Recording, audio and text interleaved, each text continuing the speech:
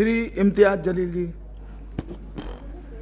अध्यक्ष महोदय, 14 सितंबर 1984 को जब हमने द फैमिली कोर्ट्स एक्ट बनाया तो उसका मकसद ये था कि हम कंसिलिएशन के ज़रिए, यानी कि हम बातचीत के ज़रिए, समझौता के ज़रिए मामलों को निपटा सके। ये एक्ट 1984 में बनाया गया था। आज तकरीबन 40 साल के बाद अगर हम सब ये सवाल करें अपने आप से कि क्या ये एक्ट बनने के बाद हमने इस एक्ट के ज़रिए फैमिली कोर्ट में जितने भी मामले आए हैं उनको इंसाफ दिलाने के अंदर हम कामयाब हुए हैं, तो दुर्भाग्यवश मैं ये कहना चाहूँगा कि हमारा जवाब नहीं होगा।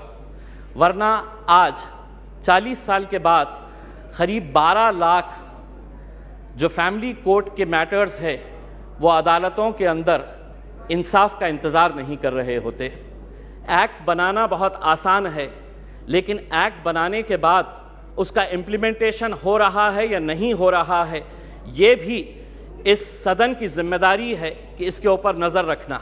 वरना एक्ट तो बन गया, लेकिन आज क्या वजह है कि इस 130 करोड़ की आबादी वाले देश के अंदर महज 715 फैमिली कोर्ट चलाए जा रहे हैं।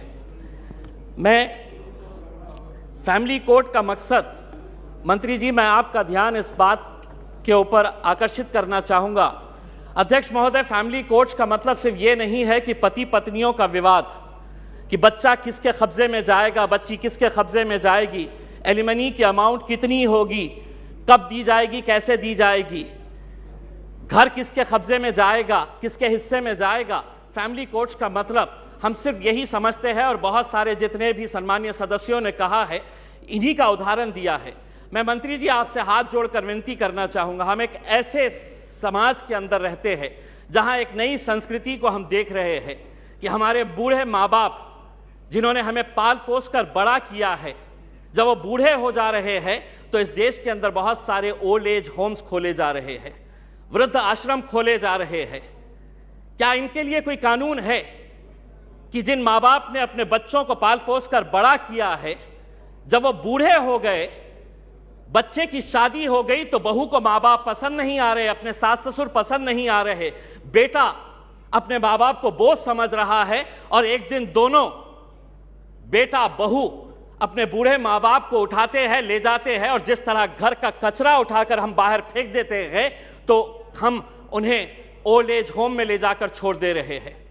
मैं तमाम सदस्यों से हाथ जोड़कर विनती करना चाहूंगा, मैं भी दिवाली के वक्त औरंगाबाद के मेरे चुनावी क्षेत्र के वो एक ओल्ड एज होम में गया था। मंत्री जी, हैरानी हुई वहां पर देखकर कि एक रिटायर्ड जज वहां पर उस ओल्ड एज होम में है। मुझे यकीन नहीं हुआ जब मैंने उसका नाम सुना कि उसके बेटे, इतना बड़ा घर है, ऐसा नहीं है कि बहुत गरीब है कि आप माँ बाप को पाल नहीं सकते हैं, लेकिन एक रिटायर्ड जज भी उस ओल्ड एज होम में जब हमने देखे तो तब समझ में आया कि ये समाज कहां जा रहा है करके। तो ऐसे लोगों के लिए क्या कानून होना चाहिए फैमिली कोर्ट के जरिए? पति पत्नियों का विवाद तो जो है ये जिंदगी भर चलता रहेगा, इन्हें भी इंसाफ मिलना चाहिए, लेकिन वो बूढ़े माँ बाप कहां जाएंगे? फैमिली कोर्ट के अंदर कुछ ऐसा सेक्शन लाया जाए कि जो बेटा अपने माँ बाप को कूड़ादान समझकर, कचरा समझकर ओल्ड एज होम में डाल रहा है, उसे अखबार के अंदर एक नोटिफिकेशन अपनी तस्वीर के साथ, अपनी फोटोग्राफ के साथ उस अखबार में उसे ये नोटिफिकेशन देना होगा कि मैं अपने माँ बाप को ओल्ड एज होम में डाल रहा हूं। ऐसे बच्चों को समाज के सामने हमें खड़ा करने की जरूरत है। लाइए कानून, वरना वो बूढ़े माँ बाप जो रोकने के अलावा कुछ नहीं कर सकते हैं, क्योंकि कोई कानून नहीं है, उनका कसूर सिर्फ इतना है कि उन्होंने अपने बच्चों को पाला पोसा बड़ा किया। पूना में किसी ओल्ड एज होम के अंदर जाइए, ज्यादातर वो परिवार के बूढ़े माँ बाप मिलेंगे कि जिनके बच्चे इंजीनियर हो गए, इंजीनियर होने के बाद वो यूएस में पैसा कमाने के लिए गए, पैसा कमा रहे हैं, लेकिन माँ बाप के लिए एक कमरे का घर नहीं है तो ओल्ड एज होम में लेकर जाकर छोड़ रहे हैं। ये एक संस्कृति हम डेवलप कर रहे हैं। फैमिली कोर्ट्स के जरिए मैं मंत्री जी आपसे ये अनुरोध करना चाहूंगा कि आप कुछ ऐसा कानून इन लोगों के लिए भी लेकर आइए जो बच्चे अपने माँ बाप को आज यहां पर ले जाकर छोड़ रहे हैं। मैं मंत्री जी आपसे एक सवाल करना चाहूंगा, अदालतें तो बन जाएगी, फैमिली कोर्ट्स का ये जो आप अमेंडमेंट लेकर आ रहे हैं ये सिर्फ हिमाचल प्रदेश और नागालैंड से ताल्लुक है। बहुत सारे जितने भी सम्मानीय सदस्य हैं उन्होंने यही कहा है कि justice delayed is justice denied. Nagaland का एक्ट कब बना था? नागालैंड का एक्ट 2008 के अंदर बना है।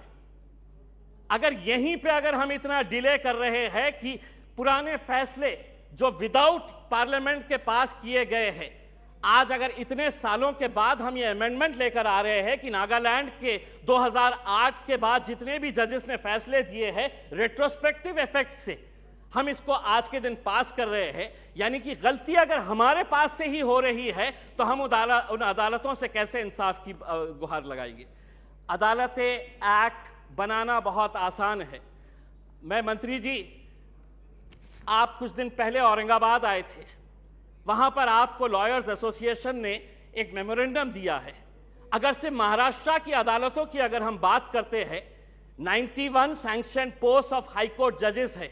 अध्यक्ष महोदय, 91 पोस्ट ऑफ हाई कोर्ट जजेस है, उसमें से महज 56 जजेस है, यानी कि वैकेंसी आप देख लीजिएगा कि तकरीबन 40% वैकेंसीज है।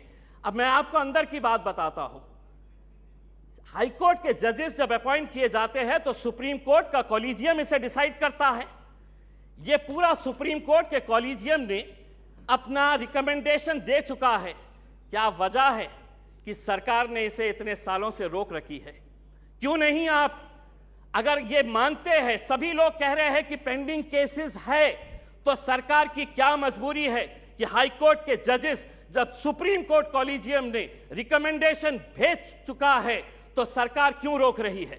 हम भी जानते हैं, विपक्ष अच्छी तरह से जानता है कि क्यों रोका जा रहा है करके, लेकिन आज जब आप जवाब देंगे तो हम उम्मीद करेंगे कि आप इन फैमिली कोर्ट्स के अलावा, क्योंकि आज आप एक्ट तो अपने आंकड़ों के जरिए पास कर लेंगे, लेकिन सिर्फ इमारत बनाने से इंसाफ नहीं मिलेगा।